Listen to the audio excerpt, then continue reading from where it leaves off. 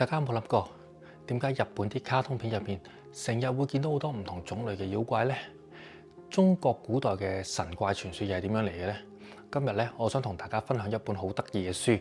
《妖怪、妖怪學與天狗》，中日思想嘅衝突與融合。喂，點解而家啲書名越嚟越長嘅？好啦，呢本書咧帶我咧探索咗中日兩國文化裏面妖怪背後嘅信仰、歷史同埋思想嘅衝突，揭開文化碰撞嘅神秘面紗。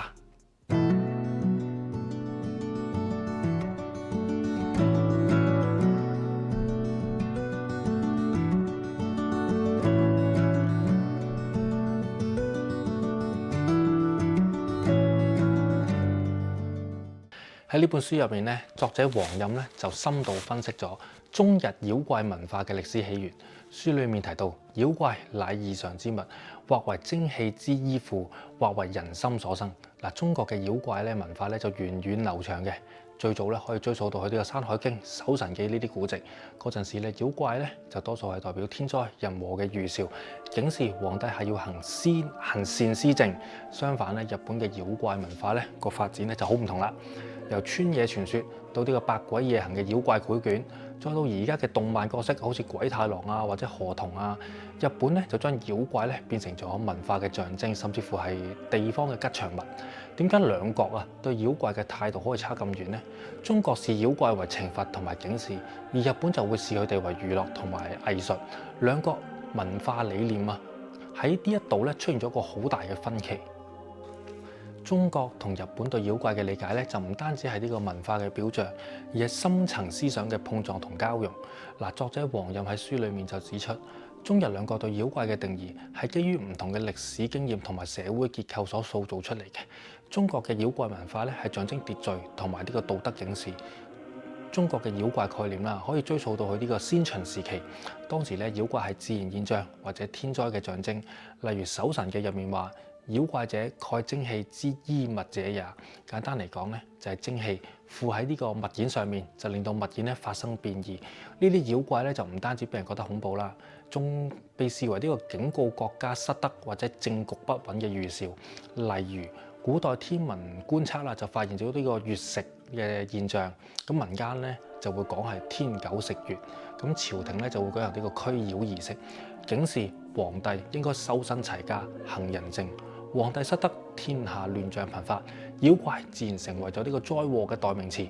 中國妖怪文化咧，仲同呢個儒道佛三大思想深度交織。嗱，儒家強調禮儀同埋呢個社會秩序，將妖怪視為違背天道嘅象徵；道家就講求自然同埋宇宙和諧，認為妖怪係天地間嘅異常靈物，係宇宙運行失衡嘅反應；而佛家就將妖怪視為修行路上嘅心魔同埋考驗。修行者咧就必須降服內心嘅妖怪，先可以到達呢個覺悟。咁古代中國咧就有呢個精怪嘅概念啦，認為萬物皆有靈，山水草木甚至日常用嘅物件啊，如果長年累月吸收天地精氣，就會變成妖怪。嗱，呢啲妖怪咧往往有擬人化嘅特徵，具備人類嘅情感同埋智慧嘅，好似《山海經》入邊就記載咗異獸同埋妖靈，就係早期自然力量嘅具象化想像。相較於中國，日本嘅妖怪文化嘅態度咧，明顯就開放得多啦，甚至乎咧就帶住幾分娛樂同埋色彩。喺日本咧，妖怪唔再係災禍嘅象徵，而係一種文化創意嘅資產。書裡面提到，日本妖怪文化咧就源自於呢個民間故事同埋古老信仰，經過千幾年嘅歷史演變，喺江戶時代咧就形成咗一個自己獨特嘅風格。當時咧大量嘅妖怪繪卷咧，好似《百鬼夜行》之類咧，就開始流行啦。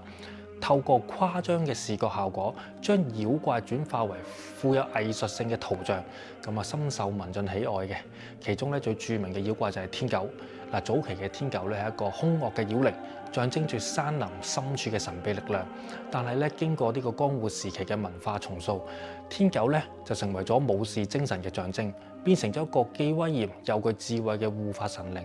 另一個深受歡迎嘅妖怪角色就係河童。據說咧佢生活喺日本河流裏面，又曳啦，又中意玩人啦，但係同時咧又有智慧，甚至乎識得醫病。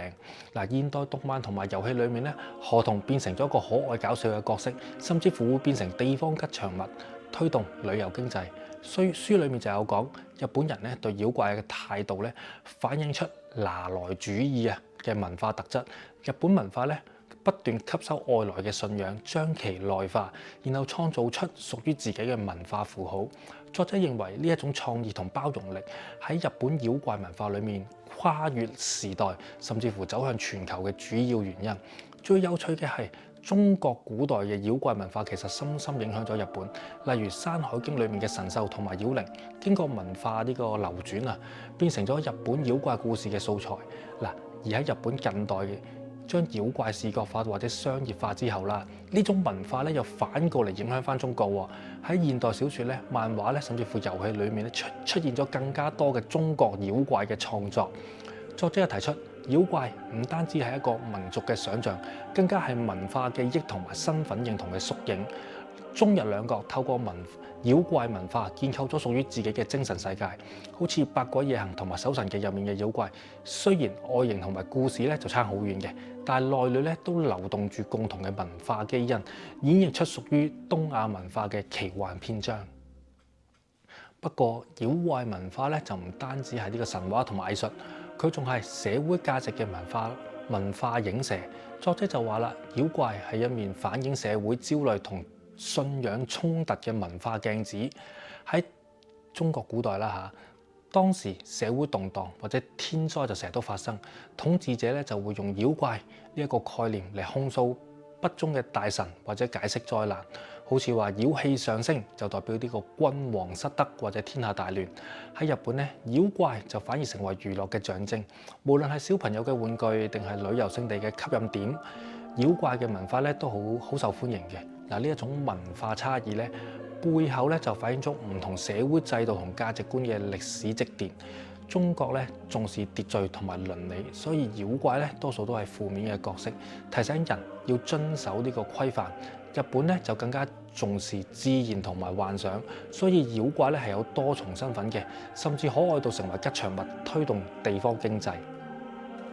中日妖怪文化雖然源自於同一個東亞文明圈啦，但係咧經過唔同嘅歷史同埋發展咧，演變出截然不同嘅風貌。中國嘅妖怪象徵住秩序同埋威嚴同埋道德嘅警示，而日本妖怪成為咗文化創意同埋娛樂嘅符號。兩國嘅文化輸出同埋歷史影響上面咧，都各自各精彩啦。本書咧就俾到一個新嘅視角去理解妖怪背後嘅文化密碼。嗱，睇完之後咧，我更加覺得文化研究咧其實就好似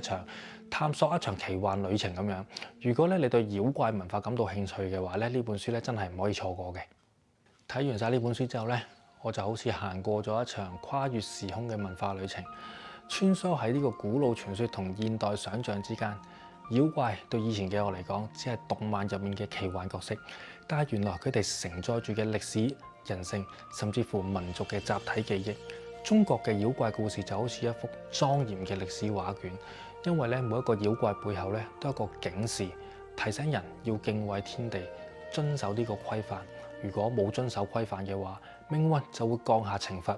而日本嘅妖怪咧就充滿住生命力同埋無限想像，變成咗娛樂同埋藝術，甚至乎成為令人會心一笑嘅朋友。最觸動我嘅係，妖怪原來唔單止係故事入面嘅角色，而係人類對未知嘅恐懼同埋渴望嘅象徵。佢哋嘅存在係文化長河裏面一次次恐懼同埋希望嘅交織，